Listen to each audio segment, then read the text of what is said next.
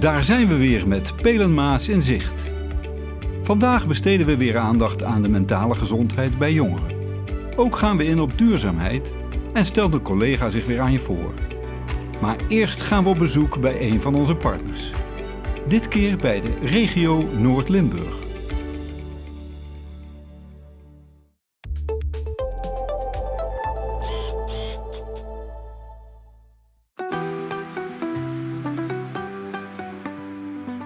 Welkom bij de Villa Flora. Mijn naam is Andy Peters en u bent van harte welkom bij het regiobureau Noord-Limburg.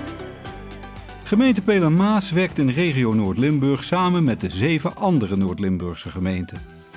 Samen willen ze de gezondste regio worden. Vandaag nemen we letterlijk een kijkje in de keuken. Daarvoor reizen we af naar Villa Flora op de Brightlands Campus Greenport Venlo. Nou, we staan hier in het oude Floriade-gebouw Villa Flora, tegenwoordig onderdeel van de Brightlands Campus Greenport Venlo. En hier is een bonte mix van ondernemers, onderwijsinstellingen en bedrijven gevestigd die zich richten op innovatie en ontwikkeling. In de regio Noord-Limburg werken de 8 gemeenten samen.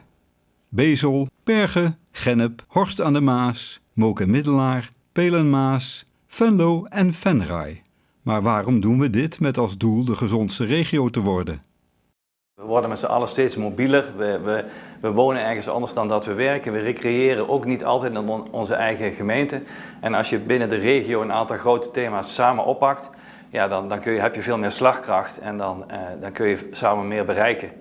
We doen overigens niet alles samen. We hebben afgesproken wat lokaal kan, blijft lokaal. Maar waar we samen kunnen optrekken, dat pakken we regionaal op.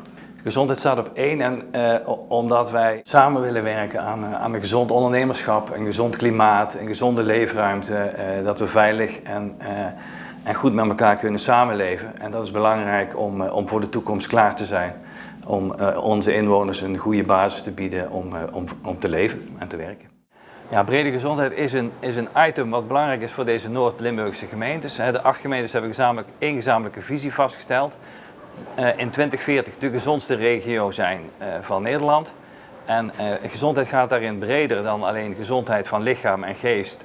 En het gaat ook over meer dan voeding, maar het gaat ook over een gezonde leeromgeving, gezond ondernemerschap, veiligheid. Dat zijn onderwerpen die belangrijk zijn voor deze regio. En die doelstelling behalen we natuurlijk niet alleen. Wij werken samen met talloze partners, partijen, onderwijsinstellingen, maatschappelijke partners. En we proberen samen te komen tot interessante, innovatieve projecten voor de toekomst.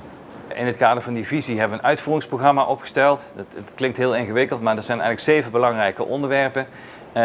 Ik zal ze niet allemaal noemen, maar denk aan het onderwerp ruimte, denk aan het onderwerp veiligheid, denk aan het onderwerp kenniseconomie. Dat zijn thema's die we gezamenlijk oppakken. Die staan natuurlijk niet op zichzelf, want die hebben met elkaar raakvlakken. Maar we proberen het wel via die thema's op te pakken. Op de campus zijn genoeg mooie voorbeelden van projecten uit de praktijk te vinden. We staan hier voor de Future Food Experience. Het is een 3D-film over de toekomst van gezonde voeding.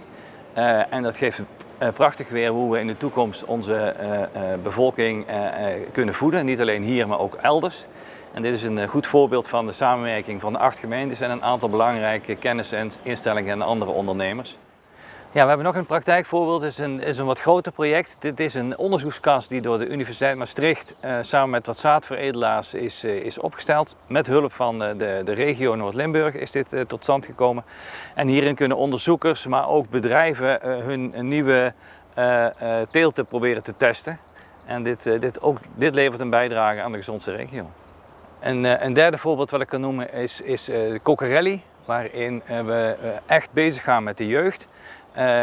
De kinderen van basisschool gaan naar een teler. Dat kan een tomatenteler zijn, een aspergeteler of een courgetteteler. Die krijgen daar les over hoe gaat dat daar op zo'n bedrijf.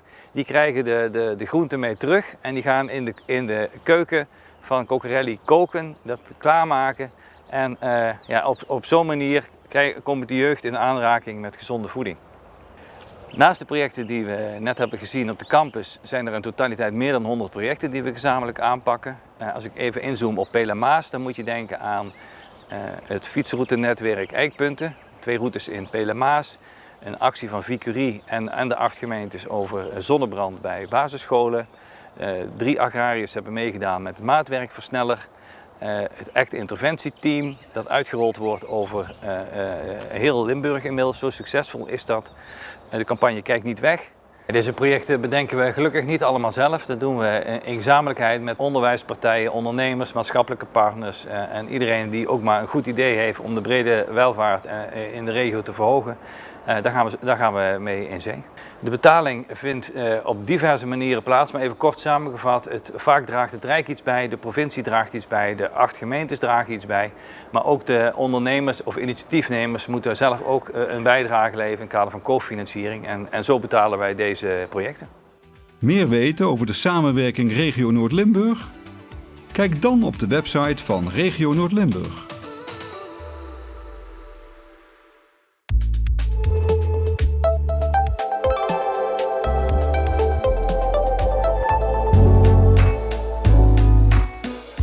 Familie en vrienden zijn een belangrijk onderdeel van je leven.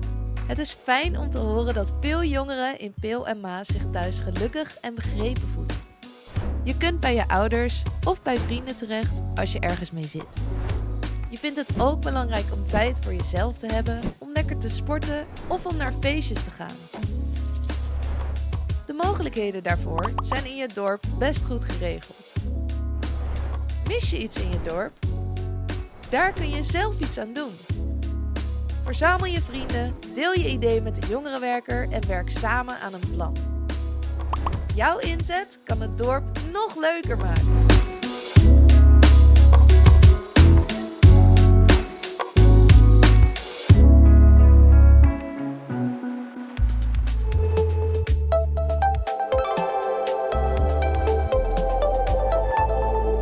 Duurzaamheid is een van de kernwaarden van de gemeente Peel en Maas.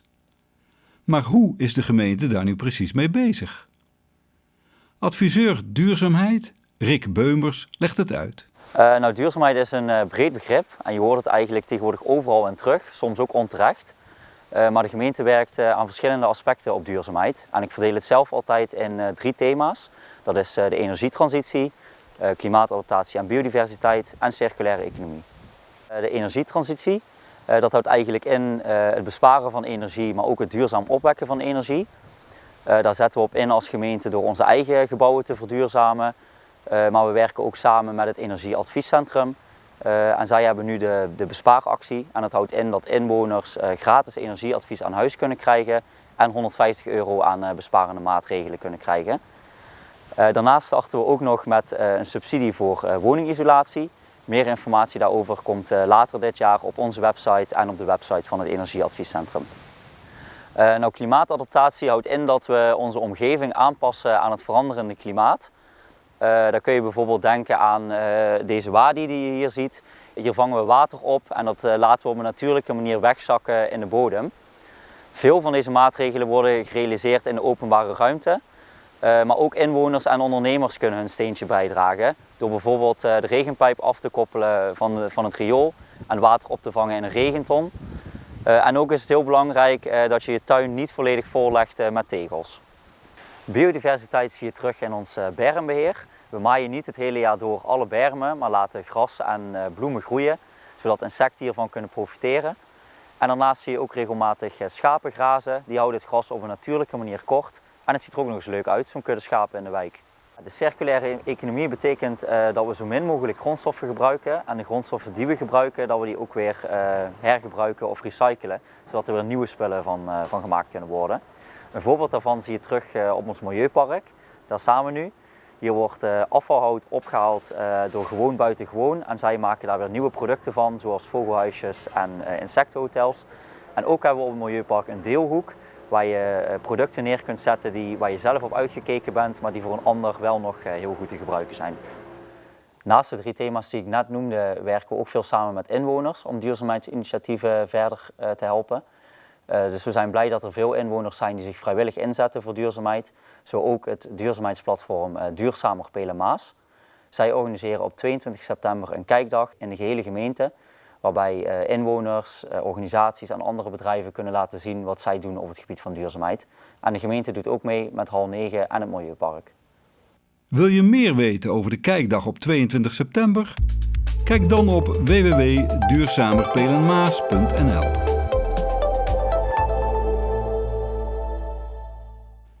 Werken bij gemeente Pelen-Maas kan in veel verschillende functies. Als adviseur, beleidsmedewerker, bij de buitendienst of consulent. Deze keer is aan het woord. Mijn naam is Koy Bouten, 39 jaar en ik ben met een netwoord technisch toezichthouder wegen bij de gemeente Pelen-Maas.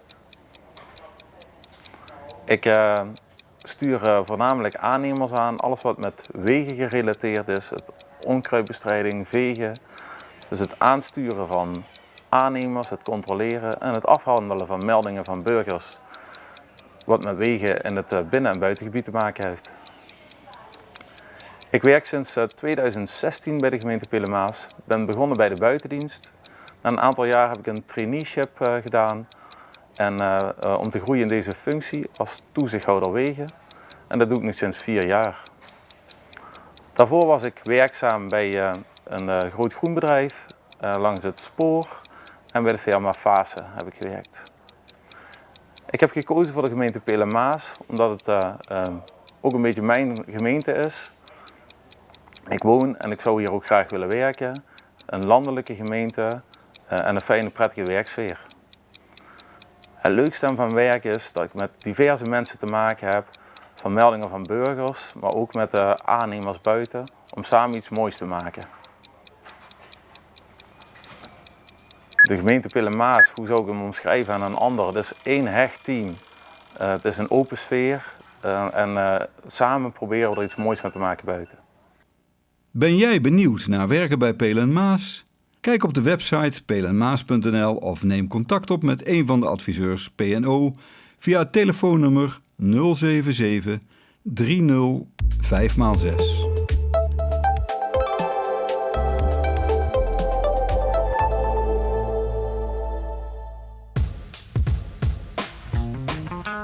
Ik zie wat jij niet ziet. 4 ogen zien meer dan 2. Ook jij komt vast wel eens iets tegen dat je graag aan ons wilt doorgeven omdat het opgelost moet worden. Denk bijvoorbeeld aan een omgewaaide boom, een lantaarnpaal die het niet doet, een gat in de weg of afval dat is gedumpt. Onze medewerkers van de buitendienst zien veel, maar niet alles. Daarom hebben we jouw hulp nodig en zijn we blij met elke tip. Om eenvoudig iets te melden gebruiken wij de Buiten Beter-app. Hiermee kun je gemakkelijk 24/7 en snel een melding doen. De telefoon bepaalt meteen de juiste locatie. En je kunt een foto meesturen. Handig toch? Als jouw melding binnenkomt, sturen we deze direct door naar het juiste team. De melding wordt bekeken en zo nodig ondernemen we actie. Download de Buiten Beter-app in de Apple Store voor iOS of in de Play Store voor Android. Je kunt ook altijd gebruik maken van het formulier op www.peelenmaas.nl/melding of contact opnemen met het klantcontactcentrum via 077 306 6666. Wij zijn blij met jouw tip. Samen zorgen we voor een schone en veilige omgeving. Dit was Pelen-Maas in zicht voor deze keer. Op woensdag 2 oktober zijn we weer met nieuwe interessante onderwerpen. Kijk jij dan ook weer?